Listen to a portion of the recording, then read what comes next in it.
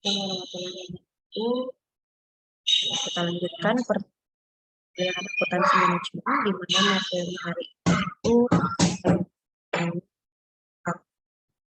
biaya tujuan dari pembahasan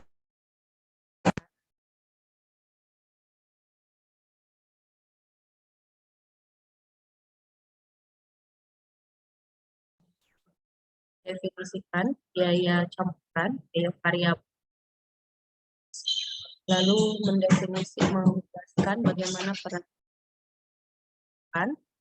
pemahaman biaya dan bisa antara biaya campur, biaya tetap dan komponen menggunakan metode tinggi rendah, discount dan bar. Nah, selain daripada itu, diharapkan kita bisa mengeliminasi dari persamaan biaya. Dan yang kelima menunjukkan ganda nilai biaya dan menggambarkan penggunaan dari judgment managerial dalam mendefinisikan perilaku biaya. Ada bor di atas.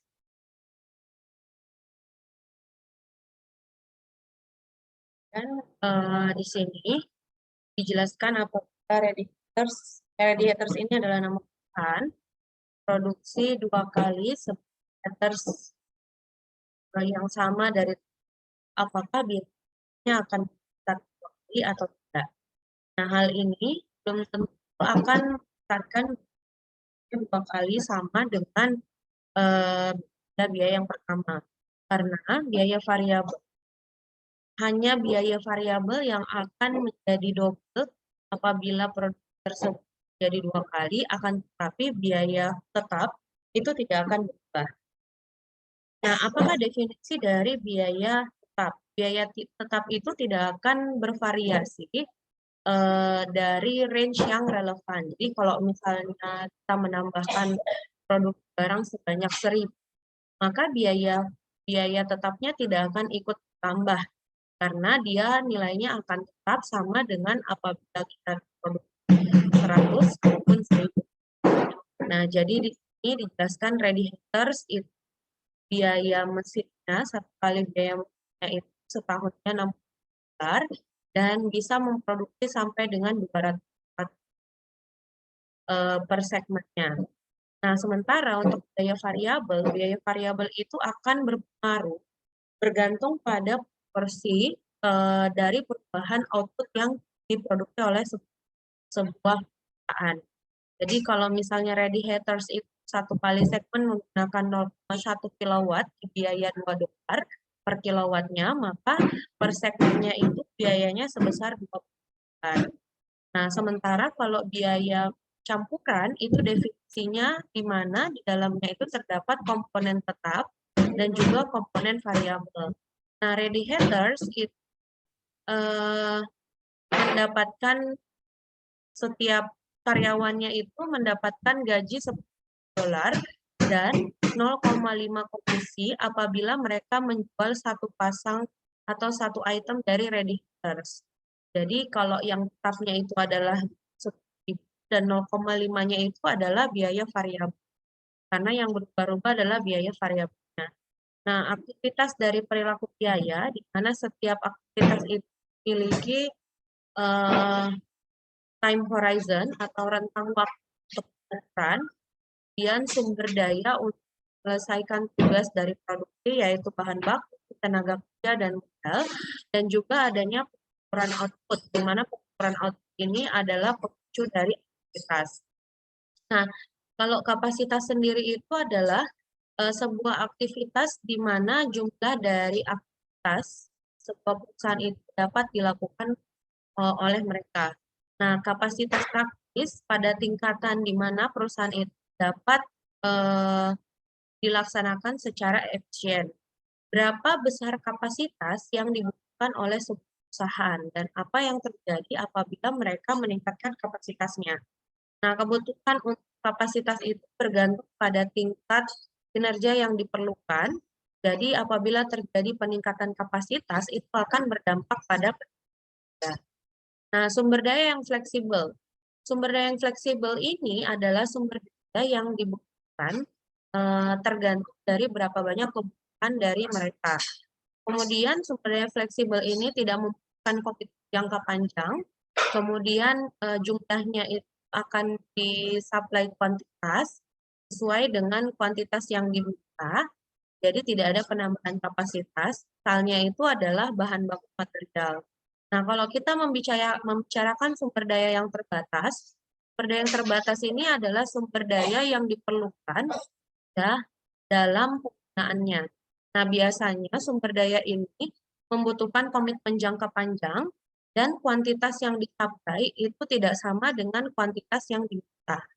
Artinya, bisa meningkatkan kapasitas dari yang dihasilkan. Misalnya saja di sini adalah pabrik. Nah, sumber daya yang komit ini bisa menjadi biaya tetap seperti gedung, ya, atau peralatan yang dibeli, atau misalnya biaya discretionary yang komit. Misalnya adalah kontrak implisit dengan para pekerja yang bekerja di pabrik. Nah, kemudian ada biaya langkah-langkah. Biaya langkah-langkah ini pendekatannya dengan menggunakan pola perilaku yang tidak berkelanjutan, di mana biaya langkah ini adalah biaya yang langsung untuk jangka tertentu dari output yang dihasilkan, kemudian akan langsung meningkat ke tingkatan lainnya, di mana biaya ini juga cenderung tetap, ya, bergantung pada jumlah tertentu dari output yang dihasilkan. Nah, di sini ada persamaan change order. Jadi persamaan change order itu maksudnya adalah fixed cost atau biaya tetap ditambah dengan biaya variabel, ya. Kemudian ada biaya engineering dan biaya supply. Kemudian di sini juga kalau kita mau tahu tingkat aktivitas tetap, itu adalah total dari biaya komit dibagi dengan total modal yang tersedia. Kemudian tingkatan aktivitas variabel itu didapatkan dari total biaya dari sumber daya yang fleksibel dan juga kapasitas yang digunakan. Nah, ini adalah asumsi linearitas, di mana asumsi linearitas ini bisa digunakan dalam asumsi biaya variabel. Ya, jadi kenapa asumsi linearitas ini ada dalam asumsi biaya variabel? Karena biaya variabel itu ketika volume meningkat, maka biaya juga semakin meningkat. Artinya asumsinya linear. Yang satu naik, yang X naik, maka Y ikut naik. Nah, kemudian ada juga penggunaan high-low, di mana tingkatan variabel itu didapatkan dari perubahan dalam biaya dibagi dalam perubahan dalam output, kemudian biaya yang tinggi dikurangi dengan biaya yang rendah, kemudian output yang tinggi dikurangi dengan output yang rendah. Lalu biaya fix ini didapatkan dari total cost untuk titik tertinggi atau titik terendah, dan tingkatan variabel dikalikan dengan output dari tinggi atau rendah. Nah, kalau metode scatter plot ini adalah metode identifikasi persamaan garis lurus dengan memplottingkan data pada grafik, ya. Jadi di sini ada biayanya, biaya setup cost-nya, kemudian di sini adalah biaya jam persiapannya. Jadi semakin meningkat jam persiapannya, maka biaya persiapannya juga semakin meningkat. Apakah keuntungan dan juga kelemahan dari metode scatter plot? Nah, metode scatter plot ini akan memberikan kita data untuk melihat BUT, ya. Jadi kemudian kalau scatter plot itu terbatas pada tujuan yang sudah dikriteriakan, memilih yang mana garis terbaik digunakan. Nah, ini kalian bisa lihat bagaimana keuntungan dari scatter plot. Ini ada grafik A, dan grafik B, dan juga grafik C. Nah, kemudian ada juga metode least square. Metode least square ini hampir sama dengan metode scatter plot. Jadi kita menggunakan grafik, ya, di mana di sini kita bisa lihat di sini ada jam, ya, dan di sini ada biayanya. Nah, seberapa variabelkah biaya persamaan yang dikembangkan oleh square?